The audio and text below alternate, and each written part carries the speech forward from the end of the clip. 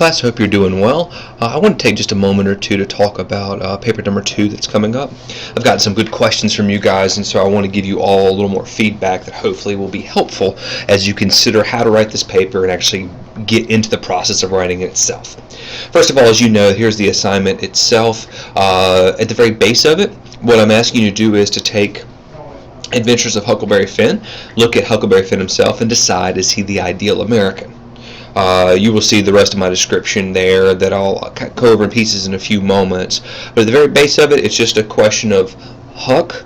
Does he fit a definition that I'm going to talk about more in a moment? And then looking to other pieces of literature we've read thus far in the course of the semester, and finding those definitions of ideal in there. So let me go a little further and give some examples. I'm going to pull up a few notes to help me out.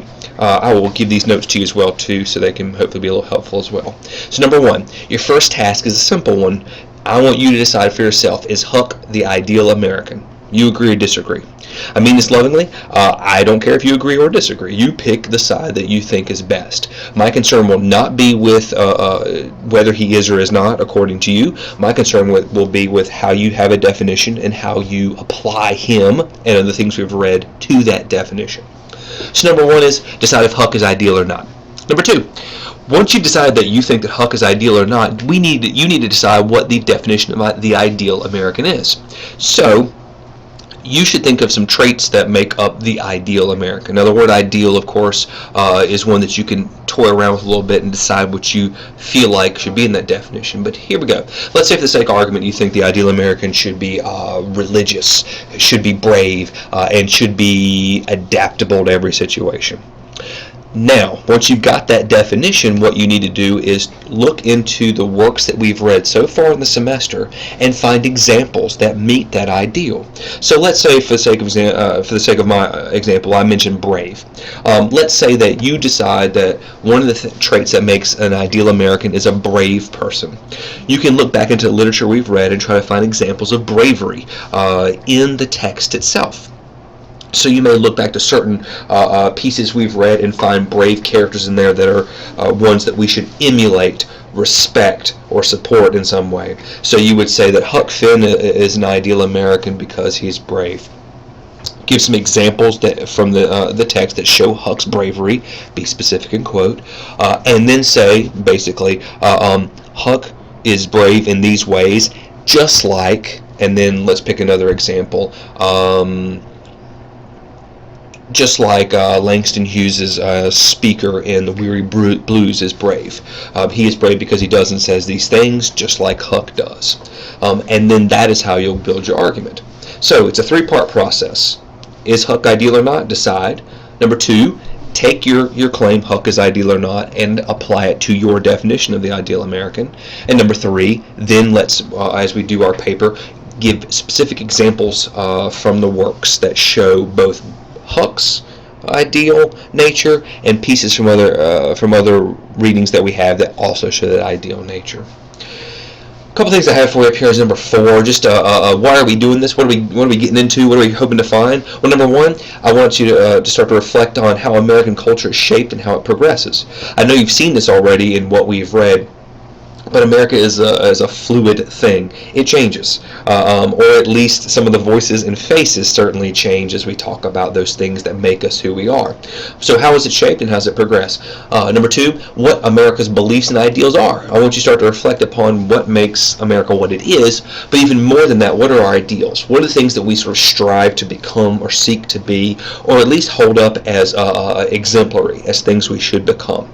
Quick example that you can look at is a lot of people, of course, hold up something like the Constitution because of what it does and structures us as a group. We also hold up things like the Declaration of Independence because of its ability to kind of establish what it is that America will become. Those are both wonderful examples of pieces of writing that have in many ways shaped our beliefs and our ideals, of course. Number 3, the various voices that impact or mark our culture. I want to believe, of course, that writers impact our culture, that they make things change and make us see things differently. And there are certainly some wonderful examples throughout history of that happening. But even if you only want to argue that writers are simply marking the culture, that they're just basically showing what's going on in a certain place in a certain time in which they're writing, and also in the past, that's fine too. But what we're doing is, by looking at Huck and then applying him to other pieces of literature, we're starting to look at who these various voices are and what it is that they're saying. Of course, I also want you to reflect upon what your own understanding of the ideal is. What makes something this exemplary thing? And the last two are pretty straightforward and much more straightforward to what we're doing. How to formulate and support an argument using various texts, and of course, how to write formally in an academic setting. A couple things I want to mention to you too is, as a reminder, some minimum requirements for the piece. First of all, please follow all MLA formatting and citation rules. If you got questions about those, let me know. Number two, please follow the writer's reminder sheet. This is my attempt to make you more formal. I want you to make sure that you can check off that list and say, yes, I've done this, and yes, I've done that. That way, more of our time gets to be spent focusing on the argument you're making, not the execution of the grammar, execution of the formality itself. Number three, direct quotations from sources that is correctly cited. The best way to prove yourself is to use others' words to show that you're right. So if you want to tell me, for example, that Huck Finn is brave, don't just tell me, show me. Where in the text is he brave? Show me the incident, quote it back to me, and then remind me how this quote you just shown me equals bravery. Number four, 4 to 5 pages in length, pretty straightforward. And number five, the minimum requirement here is that you're to have an arguable claim about Huck that includes an explicit definition of the ideal American and support from literature from our syllabus. I've had some good questions and a couple things I want to just address quickly to you.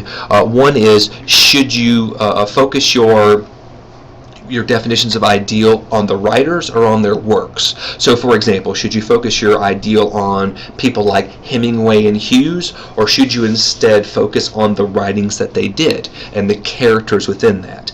I'm going to tell you, focus on the writings. So don't worry about Hemingway's biography. Don't worry about Hughes's biography. Instead, worry about the persons or the voices within the pieces that they wrote. So, for example, if you want to talk about Hughes and you want to say that you want to say something about Hughes being, let's say, brave, or let's say open to change. There's one we can do.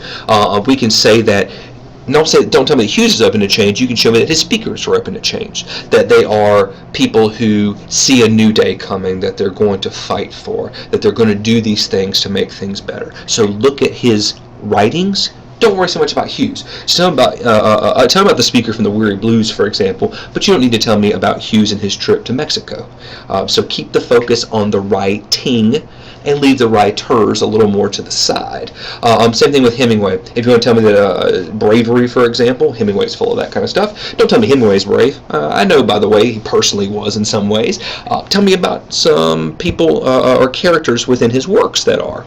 So in the work that we read, is there a brave character, for example? So, as you look forward, 3 things.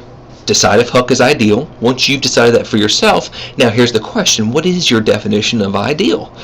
You will write that definition down in part of your thesis. And at the very base of it, your thesis will be something to the degree of Huck is the ideal American because he is these things. He is brave, he is loyal, he is religious, he is this, he is that. And then you will apply what we've read before. So he's brave like Hemingway. He is progressive like Hughes. He is religious like this person or that. So that's what we're going after. Do this in pieces. Don't sit down and try to write this as the whole thing. Just start with the first 2 things now. Number 1 and 2 you can do right now. You can sit down right now and say, is this guy ideal or not? And number 2, what is my definition of ideal? Now number 3 is where the work really comes in, of course. Is once you've written these things, is can you find examples? I will suggest one last thing. Allow yourself to be a little bit liberal with your definition. You may have some pieces that you want to put in a definition, but you may find that the works that we've read so far don't really address that piece yet. I would tell you in the case of that, pick what works best for your argument. Pick what works best that you can find. I'm not going to hold you down for the rest of your life to your definition of the ideal American. And when you run for governor, I won't hold it against you. Instead, do exactly the opposite. Find stuff that works really well for the paper itself. That I hope, of course, you believe as well. Of course, if you have questions, let me know. I'm here to help at all times. And secondly, get started now so you feel like this isn't such an overwhelming task. Take it in pieces, and from that, you'll get a good whole. Keep working well.